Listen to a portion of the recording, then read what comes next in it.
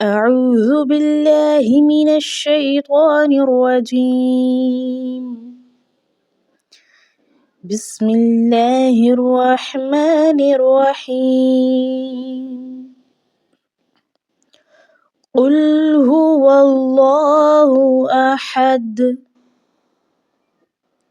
قل هو الله أحد یہاں پر آپ دیکھیے اکثر لوگ غلطی کرتے ہیں، بہت جلد بازی میں پڑھتے ہوئے قاف کو کاف پڑھتے چلے جاتے ہیں، یعنی کہ نقطے والی قاف کو جو ہے وہ باریک کاف کے ساتھ پڑھتے چلے جاتے ہیں، اور یہ بہت بڑی غلطی ہوتی ہے کیونکہ ان دونوں کے معنی بہت ہی مختلف ہیں۔ تو جب ہم معنی کو بدل کر پڑھ دیں گے تو پھر انسان گناہ کا بھی مرتکب ہو جاتا ہے۔ تو آگے دیکھیے وقف جائز ہے، یہاں پر وقف کرنا جو ہے جائز ہے، وقف ہم نے کرنا ہے۔ قل هو اللہ احد، اللہ کے نام سے پہلے چونکہ زبر آ چکی ہے، اللہ کا نام موٹا یعنی کہ پر پڑھا جائے گا۔ اللہ الصمد، یہاں پر بھی اللہ کا نام مضبوطی کے ساتھ اور موٹا پڑھا جائے گا۔ الصمد، صاد کی آواز ہم نے نکالنی ہے، جلد بازی میں ہم نے سین کی آواز نہیں نکالنی، سین کی آواز سیٹی والی ہوتی ہے، جبکہ صاد کی آواز جو ہے وہ موٹی ہوتی ہے، حروف مستعلیہ میں سے ہے یہ، تو اس لیے ہم نے صاد کو موٹا پڑھنا ہے۔ یہاں پر بھی وقف کرنا ہے، وقف جائز آ چکا ہے۔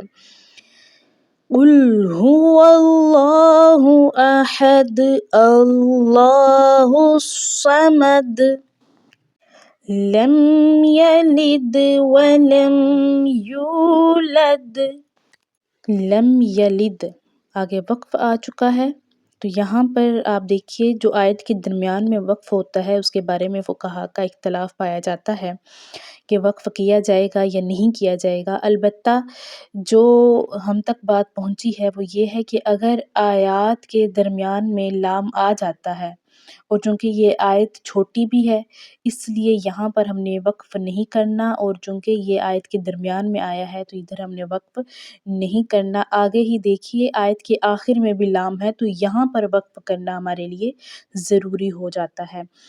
پڑھ کے دیکھ لیتے ہیں۔ لم یلد ولم یولد، آیت ختم ہو جاتی ہے، چوتھی آیت کی طرف چلتے ہیں۔ وَلَمْ يَكُنْ لَهُ كُفُوًا أَحَدٌ، کُلَّهُ، نون ساکنہ کو ہم نے چھوڑتے ہوئے، کیونکہ نون ساکنہ کے بعد حروف یرملون میں سے لام آ چکا ہے، تو ہم نے پڑھا تھا را اور لام کے علاوہ جو باقی حروف ہوتے ہیں وہاں پر ہم نے گنہ کرنا ہے، جبکہ را اور لام پر ہم نے گنہ نہیں کرنا جب بھی یہ نون ساکن اور نون تنوین کے بعد آئیں، تو یہاں پر حروف یرملون کا قاعدہ آ رہا ہے۔ تو ہم نے کیا کرنا ہے، نون ساکنہ کو چھپاتے ہوئے کاف کو ڈائریکٹ ہم نے لام کے ساتھ ملا کر پڑھنا ہے۔ ہاں الٹا پیش ہے، ایک الف کے برابر کھینچ کر پڑھا جائے گا۔